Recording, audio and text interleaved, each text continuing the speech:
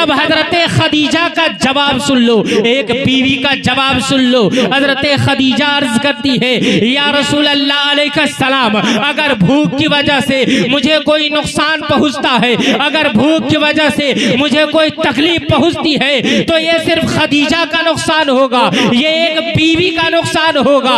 लेकिन या रसूल अल्लाह अलैहिस्सलाम, अगर भूख की वजह से आपको कोई तकलीफ पहुंचती है, अगर भूख की वजह से आपको कोई परेशानी लायक होती है, अगर भूख की वजह से आपको कोई तकलीफ होती है, तो ये एक बीवी को नुकसान नहीं होगा, बल्कि पूरे आलम इस्लाम का नुकसान हो जाएगा। और जो लोग इधर उधर टहल रहे हैं, मैं उन सारे लोगों से गुजारिश करूंगा, खास करके साहिबे महफिल जो हैं, उन सारे लोगों से गुजारिश करूंगा कि वो हजरात मेरी आवाज़ों को सुन रहे हैं, मेरी आवाज़ें उनके कानों के दहलीज तक पहुंच रही हैं, तो वो हजरात जल्द से जल्द महफिल में आने की कोशिश करें। इसलिए मैं बग़ैर क़ील क़ाल के तक़रीर शुरू करने जा रहा हूँ।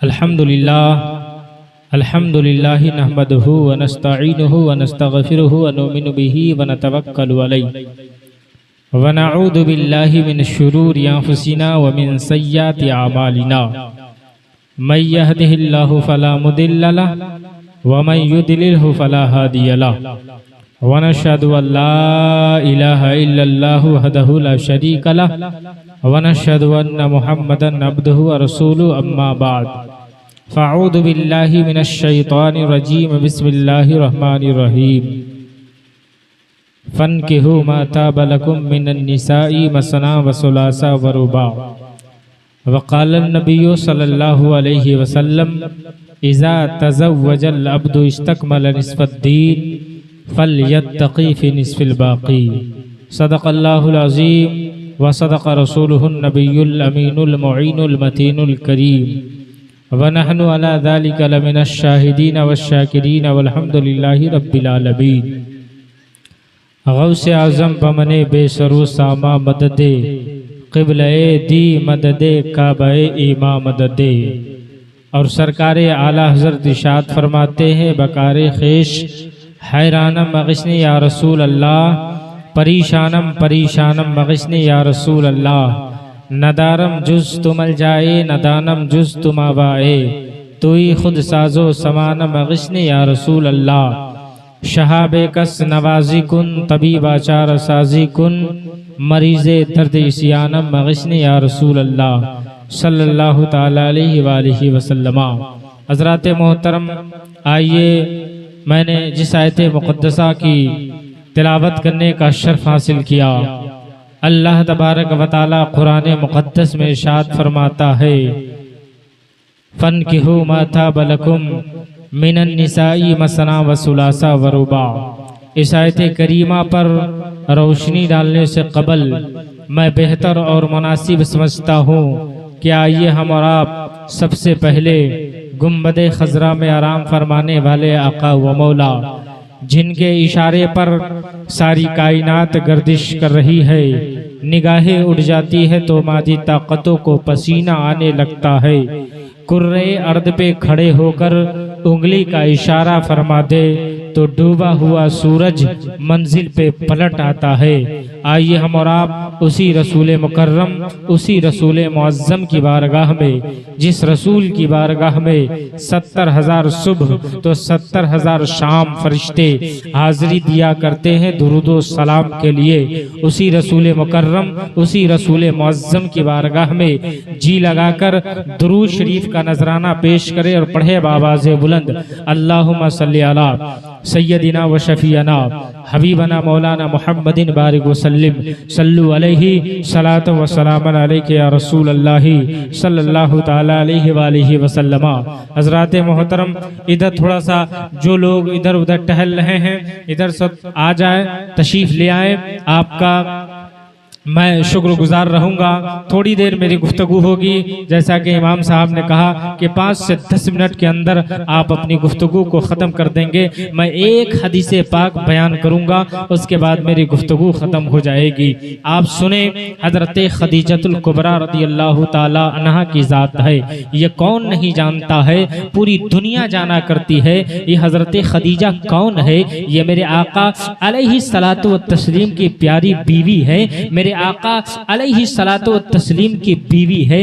जब हज़रत खदीजतुल कुबरा की जब उम्र शरीफ ढल जाती है, जब आपका इंतकाल होने वाला होता है, जब आप इस दुनिया से जाने वाले होते हैं, जब इस दुनिया से आप रुखसत होने वाले होते हैं, तो हज़रत खदीजा अर्ज करती है, या रसूल अल्लाह अलैहिस्सलाम, मैंने पूरी ज़िंदगी में आपसे कुछ भी नहीं मांगा है। या रसूल अल्लाह, मैंने आपसे पूरी ज़िंदगी में कुछ भी तलब नहीं किया है या रसूल अल्लाह, लेकिन आज मैं आपसे मांगना चाहती हूँ। या रसूल अल्लाह, आज मैं आपसे तलब करना चाहती हूँ। अल्लाह के नबी सरकारी कायनात सल्लल्लाहु अलैहि वसल्लम से हज़रत आयशा हज़रत खदीजतुल कुबरा अर्ज करती है, या रसूल अल्लाह, एक मेहरबानी और फरमा दे, एक मेहरबानी और कर दे या रसूल अल्लाह, कि एक हाथ से आप अपने दामन को पकड़ ले। एक हाथ से मैं अपने दामन को पकड़ी हूँ या रसूल अल्लाह, और इतना बता दे या रसूल अल्लाह, इस दामन को उस वक्त तक ना छोड़ाना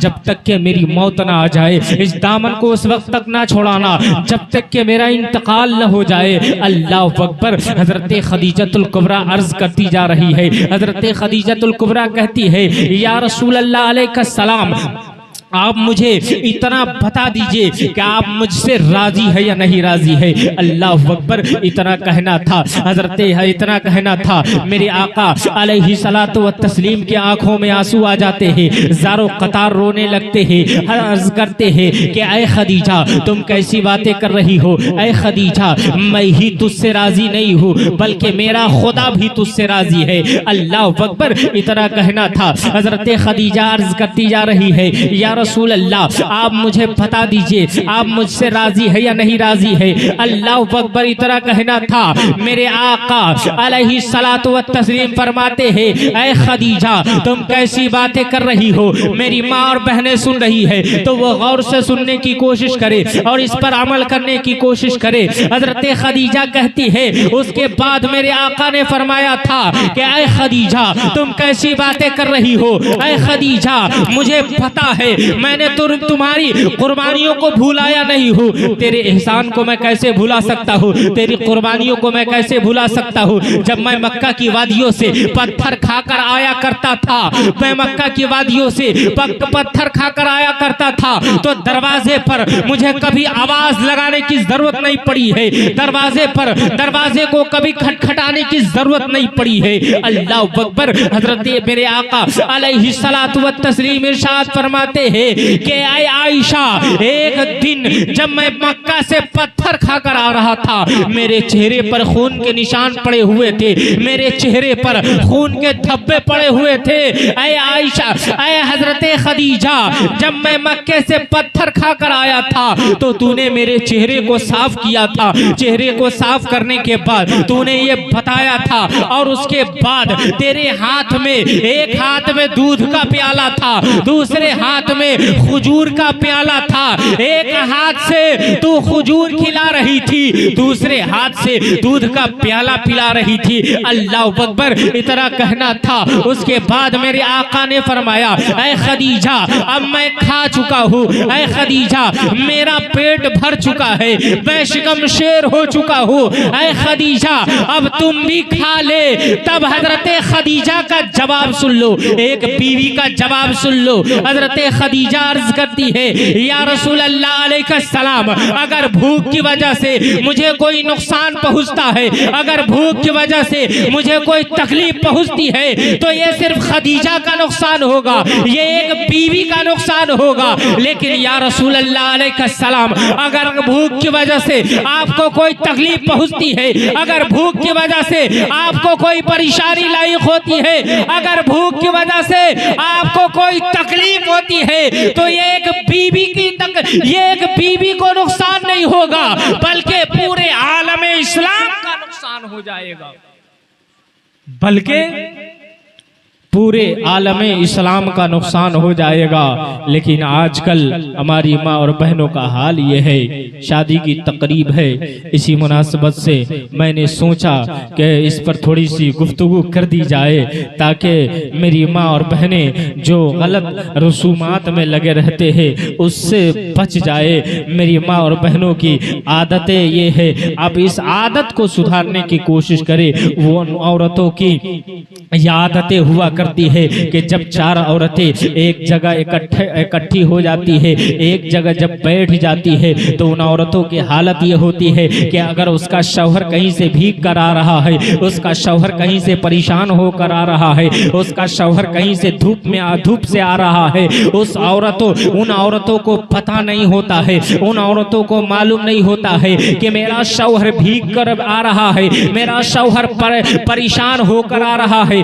मेरा शौहर तबाह होकर आ रहा है। अल्लाह अकबर। इतना कहना था। मेरे आका अलैहि सलातो व तस्लीम फरमाते हैं कि ऐ बीवियों सुनो, तुम्हारे लिए जन्नत जो है तुम्हारे शौहर के कदमों के नीचे रखी गई है, और औलाद के लिए जो जन्नत है उसके माँ बाप के कब्र, उसके माँ बाप के कदमों के नीचे रखी गई है। और मैं एक पैगाम देना चाहता हूँ, अनहारी वालों कान खोल कर सुन लो। मैं एक पैगाम देना चाहता हूँ, जो वसूल मेरे आका ने बयान फरमाया है, जो तरीका मेरे आका ने दिया है, आज हमें टेक्नोलॉजी पर भरोसा है, आज हमें इस्लाम पर भरोसा नहीं है, लेकिन इस्लाम का वसूल है, इस्लाम का तरीका है। इस्लाम ने जो हमें वसूल बताया है, इस्लाम ने हमें जो तरीका बताया है कि जब तुम्हारी शादी हो जाए और तुम्हारा जब शौहर परदेश कमाने जाने लगे, जब तुम्हारा शौहर परदेश कहीं कमाने जाया करे, तो उसे तरीका ये बताया गया है, मेरे आका ने बताया है कि अगर वो शौहर पढ़ा लिखा है तो वो शौहर आयतल कुर्सी पढ़े और आयतल कुर्सी पढ़कर अपनी बीवी के ऊपर दम कर दे। और अगर वो बीवी पढ़ी लिखी है, कुरान पढ़ना जानती है, तो वो बीवी भी आयतल कुर्सी पढ़े और अपने शौहर के ऊपर दम कर दे। अल्लाह के नबी फरमाते हैं कि अल्लाह तबारक व तआला अपनी इज्जत की कसम खाकर कहता है कि जब तक के मैं उन दोनों को आपस में मिला नहीं दूंगा, जब तक के उन दोनों की मौत नहीं आ सकती, उन दोनों की मौत नहीं आ सकती है। आखिरी बात मैं बताने जा रहा हूं, सुनिएगा। उसके बाद शायद के प्रोग्राम का इख्तिताम भी कर दिया जाएगा। एक इंसान है, वो इंसान कमाने जा रहा है परदेश के लिए। वह इंसान कहीं दूर सफर करता है कमाने के लिए। जब घर से निकलने का इरादा करता है तो उसकी बीवी कहती है, गौर से सुनिएगा, 2-4 मिनट की बातें हैं। वो उसकी बीवी कहती है कि ऐ मेरे शौहर आप कहाँ जा रहे हैं, ऐ मेरे शौहर, ऐ मेरे सरताज आप कहाँ जा रहे हैं। तो वो शौहर कहता है, वो इंसान कहता है कि मैं कमाने के लिए जा रहा हूँ।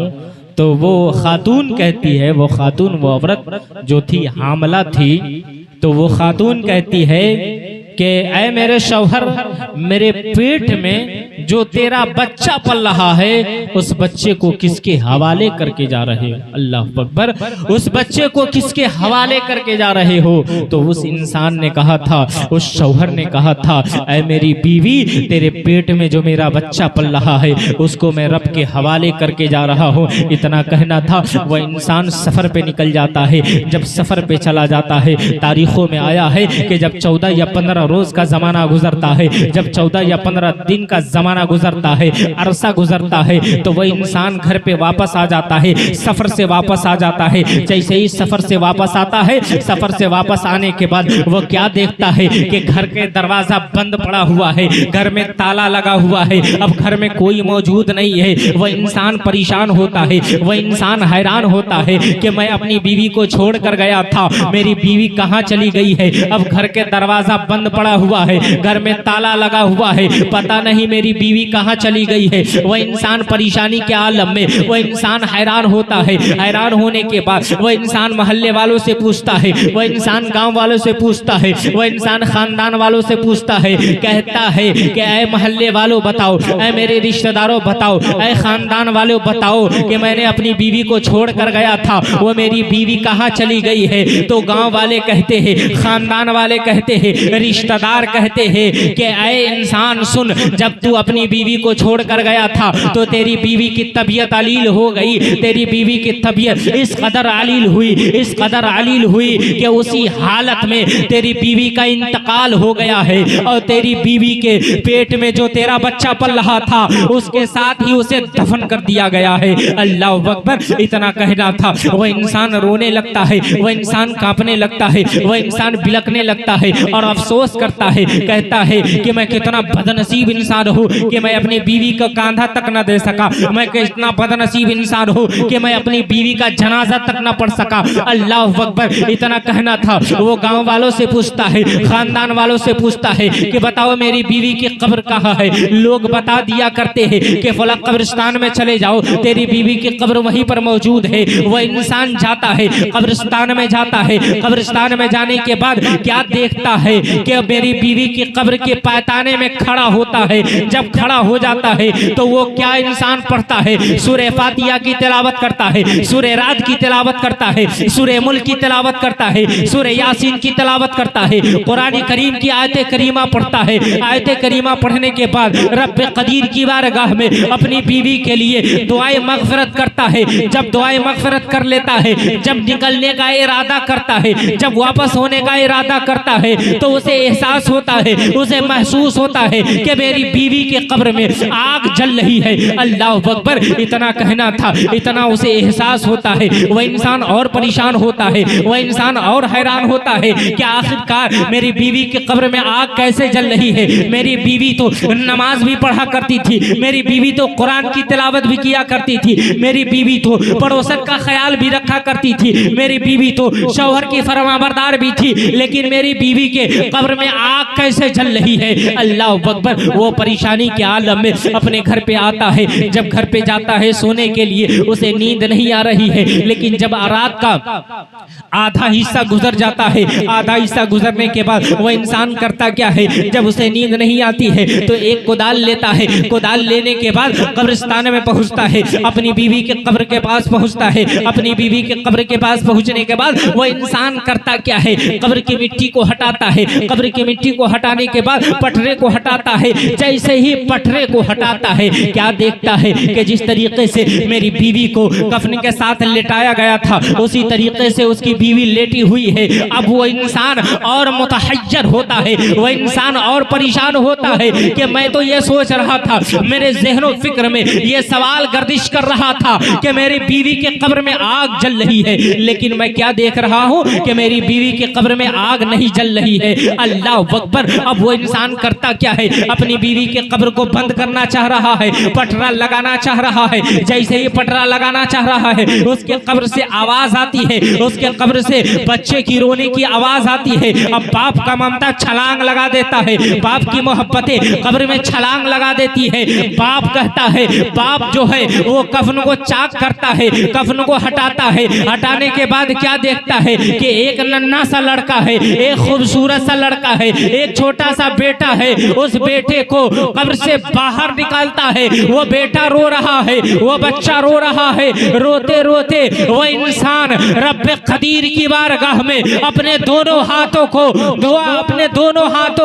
दराज करता है, रब कदीर की बारगाह में अपने दोनों हाथों को उठाता है और रब कदीर की बारगाह में अरीज़ा लगाता है। कहता है, ऐ पाक परवरदिगार आलम, तूने इस अंधेरी कोठरी में, तूने इस कब्र में मेरे बच्चे को 14 या 15 रोज से तूने इस अंधेरी कोठरी में कैसे जिंदा रखा है। अब गैब से आवाज आती है, गैब से निदा आती है, ऐ नादान इंसान, जब तू गया था, जब तू कमाने के लिए जा रहा था तो तेरी बीवी ने कहा था कि इस बच्चे को किसके हवाले करके जा रहे हो, तो तूने कहा था मैं इस बच्चे को रब के हवाले करके जा रहा हूँ। तो ऐ इंसान सुन, काश तू ये कह दिया होता मैं बीवी और बच्चे दोनों को रब के हवाले करके जा रहा हूँ। तो अल्लाह के नबी फरमाते हैं कि अल्लाह ताला अपनी इज्जत की कसम खाकर कहता है कि जब तक मैं उन दोनों को आपस में मिला नहीं दूंगा तब तक कि उन दोनों की मौत आ ही नहीं सकती है। जब तक कि उन दोनों को आपस में मैं मिला नहीं दूंगा तब तक कि उन दोनों की मौत नहीं आ सकती है। तो अनहारी वालों, एक पैगाम है, छोटा सा मेरा पैगाम है। मुझे आप जानते हैं, अच्छे तरीके से जानते हैं और पहचानते हैं, मैं आपका साबिक इमाम हूं। मेरे बाद कई इमाम बदले गए, तो आप मुझे जान रहे हैं, पहचान रहे हैं। तो एक छोटा सा पैगाम है कि जब आप शादी करते हैं, ब्याह करते हैं, तो आप अपने या लड़के को देखने के लिए जाए या लड़की को देखने के लिए जाए तो सबसे पहले आप खूबसूरती को ना देखे, दौलत को ना देखे, माल को ना देखे, बल्कि दीनदार को देखे, दीनदारी को देखे। यकीन जान ले कि अगर उस लड़की में दीनदारी है या उस लड़के में दीनदारी है तो अल्लाह के नबी फरमाते हैं खैर मताई दुनिया अल मरअतु सालिहा, यानी कि दुनिया की सबसे बेहतरीन चीज़ अगर कोई चीज़ है तो नेक औरत है, परहेजगार औरत है, तकवा शार औरत है। यकीन जान ले कि अगर हमारे और आपके घरों में तकवा आ जाते हैं, परहेजगारी आ जाते हैं, तो अल्लाह तबारक व तआला हमारे घरों में बरकतों का नुज़ूल फरमा दिया करता है। इसलिए मेरे दोस्तों, मेरे अहबाबों, मेरे बुजुर्गों, मैंने जो बातें कही हैं उसको सुनने से ज़्यादा आप उस पर अमल करने की कोशिश करें। यकीन जान ले कि आप अमल करेंगे तो अल्लाह तबारक व तआला आपको इससे कहीं ज़्यादा आपको अता फरमा देगा। व आखिर दवाना अनिल हम्दुलिल्लाहि रब्बिल आलमीन। कलमा शीफ लीजिए ला इलाहा इल्लल्लाहु मुहम्मदुर रसूलुल्लाह सल्लल्लाहु तआला अलैहि व आलिहि वसल्लम। खड़े होकर सलात